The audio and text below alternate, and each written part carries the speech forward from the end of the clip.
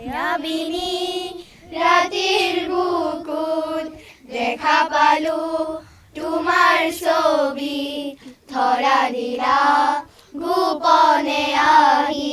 হিয়াৰ কোণত তুমি যে মোৰ অসমৰ স্বনামধন্য শিল্পী জুবিন গাৰ্গক স্মৰণ কৰা দেখিবলৈ পোৱা গৈছে পশ্চিম লোকৰাই মজলীয়া বিদ্যালয় প্ৰাংগণত দেখিবলৈ পোৱা গৈছে তেওঁলোকে যি তিনিদিনীয়াকৈ হীৰক জয়ন্তী কাৰ্যসূচী সমাপন কৰিছে তাত বিশেষভাৱে এইগৰাকী শিল্পীক মান্যতা দিয়াৰ প্ৰয়াস কৰিছে আৰু যিসমূহ বিদ্যালয়ৰ ছাত্ৰ ছাত্ৰী তেওঁলোকে এনেধৰণে সমস্বৰে আজিও মায়াবিনী গীত গাবলৈ তেওঁলোকে এনেধৰণে ওলাই আহিছে আৰম্ভ কৰিবলৈ মায়াবিনী ৰাতেৰ বুকুত দেখা পালো তোমাৰ ছবি ধৰা দিলা গোপনে আহি হিয়াৰ কোণত তুমি যে মোৰ শুকান মনৰ নিয়ৰৰে চেঁচা টোপাল নামি অহা ৰ'দৰে নৈ মোৰ দেহৰ প্ৰতি পুৱা ধুমুহাৰ হতে মোৰ বহু যুগৰে নাচো আমি উদ্যোক্তাসকল আছে তেওঁলোকৰ সৈতে কথা পাতিম আপোনালোকে তিনিদিনীয়াকৈ এই হীৰক জয়ন্তী অনুষ্ঠান আয়োজন কৰিছে ইয়াত যথেষ্ট সংখ্যক ব্যক্তিৰ সমাগম হৈছে শিল্পীগৰাকীক আপোনালোকে স্মৰণ কৰাৰ প্ৰয়াস কৰিছে নমস্কাৰ পশ্চিম লোকৰাই মজলীয়া বিদ্যালয়ৰ 64 বছৰ উপলক্ষে আমি হীৰক জয়ন্তী উদযাপন ৰাইজৰ সহযোগত আজিৰ পৰা আৰম্ভ কৰিছোঁ তিনিদিনীয়া বৰ্ণাঢ্য কাৰ্যসূচীৰে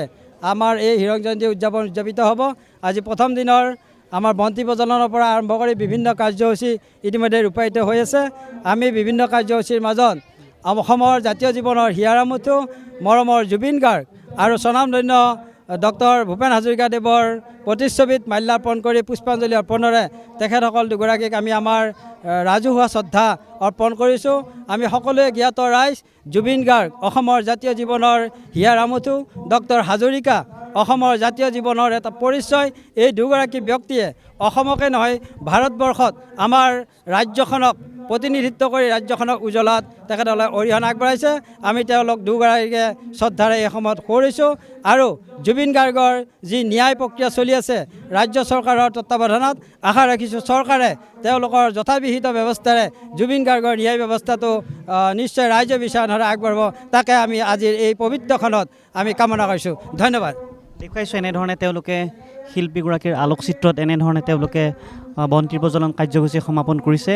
আৰু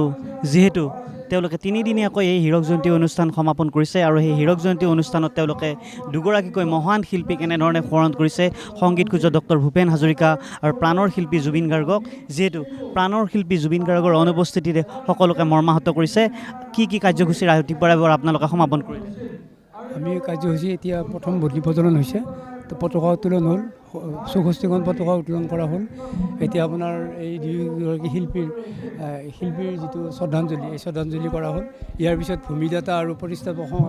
সভাপতিৰ আমাৰ মাল্যাৰ্পণ হ'ব তাত ভজনালয় দ্বাৰ উন্মোচন হ'ব আৰু সন্ধিয়াকৈ বৰ্ণাঢ্য সাংস্কৃতিক অনুষ্ঠান হ'ব আজিৰ দিনটোৰ কাৰ্যসূচী ইমান শিল্পীগৰাকী আমাৰ মাজত নাই প্ৰয়াত শিল্পী জুবিন গাৰ্গ আমাৰ মাজত নাই তেখেতলৈ কেনেধৰণে শ্ৰদ্ধাঞ্জলি অনুষ্ঠান সমাপন কৰিছে আমি তেখেতৰ আত্মাৰ হাতগুঠি কামনা কৰিছোঁ তেখেত যিহেতু আমাৰ মাজত নাই কিন্তু তেওঁ আমাৰ মাজত অমৰ হৈ থাকক গীতে মাতে আমাৰ মাজত অমৰ হৈ থাকক তাৰে কামনাৰে আমি দুয়োজনা শিল্পীলৈ আমি শ্ৰদ্ধাঞ্জলি জ্ঞাপন কৰিছোঁ